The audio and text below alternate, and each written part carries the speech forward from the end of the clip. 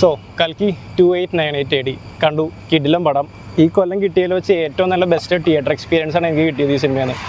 First half കണ്ടപ്പോഴേക്കും ഞാൻ ഓർത്തു അടുത്ത പ്രഭാസിൻ്റെ ബോംബ്, പക്ഷേ പടം കയ്യിൽ നിന്ന് പോയി എന്നൊക്കെ ഓർത്തു. പക്ഷേ സെക്കൻഡ് ഹാഫ് തുടങ്ങിയ ആ ഒരു കത്തിക്കയറലുണ്ട് പടത്തിൻ്റെ. അതായത് ഇത്രയും വലിയ കാസ്റ്റ് കൊണ്ട് ഈ ഒരു ഡയറക്ടർ ഇത്രയും ബഡ്ജറ്റിൻ്റായിട്ട് പോലെ എന്ത് ചെയ്യുന്നത് നമ്മൾ വിചാരിക്കും.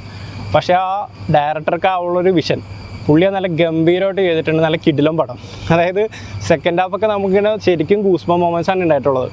അതിനകത്ത് കമൽഹാസനും അമിതാഭ് ബച്ചനും പ്രഭാസും ദീപിക, ആ ഒരു ഫുൾ സ്റ്റാർ കാസ്റ്റ്. നമ്മുടെ മലയാളത്തിൽ നിന്ന് ശോഭന, അനാബൻ, പിന്നെ തമിഴിൽ നിന്ന് പശുപതി, ഒരുപാട് നല്ല ആക്ടേഴ്സ്, കുറേ നല്ല ക്യാമിയോസ്. നമ്മൾ എക്സ്പെക്റ്റ് ചെയ്യുന്ന ക്യാമിയോസും ഉണ്ട്, എക്സ്പെക്റ്റ് ചെയ്യാത്ത ക്യാമിയോസും ഉണ്ട്. നല്ല കിടിലനായിട്ട് ഒരു വിഷ്വൽ ട്രീറ്റ്മെൻറ്റാണ് നമുക്ക് നാഗോഷൻ ചെയ്തിട്ടുള്ളത്. അദ്ദേഹത്തിൻ്റെ മഹാനടി നല്ല ഒരു ഗംഭീര സിനിമയായിരുന്നു. അതേപോലെ തന്നെ ആ ഒരു ബെഞ്ച് മാർക്ക് കീപ്പ് ചെയ്ത് പുള്ളി നല്ല അടിപൊളിയായിട്ട് ചെയ്തിട്ടുണ്ട്. മസ്റ്റ് വാച്ച് തിയേറ്റർ എക്സ്പീരിയൻസ് ആണ്. ഫസ്റ്റ് ഹാഫ് കാണുമ്പോൾ നമ്മൾ ശരിക്കും വിചാരിക്കും നമ്മുടെ പൈസ പോയി ഈ പടത്തിനാണോ നമ്മൾ തലവെച്ചതെന്ന് വിചാരിക്കും.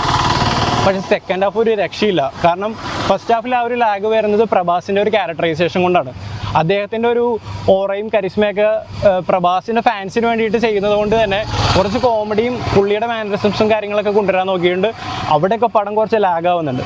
പക്ഷേ ഒരു സൈഡിൽ നിന്ന് ആ ഒരു മിത്തോളജി ബേസ് ചെയ്ത് കിടിലൻ സ്റ്റോറി ഉള്ളത് കൊണ്ട് ഇതിന് സെക്കൻഡ് ഹാഫിലേക്ക് കിടക്കുമ്പോഴേക്കും തിയേറ്റർ എക്സ്പീരിയൻസ് എന്ന് പറഞ്ഞാൽ അൾട്ടിമേറ്റ് ആണ്.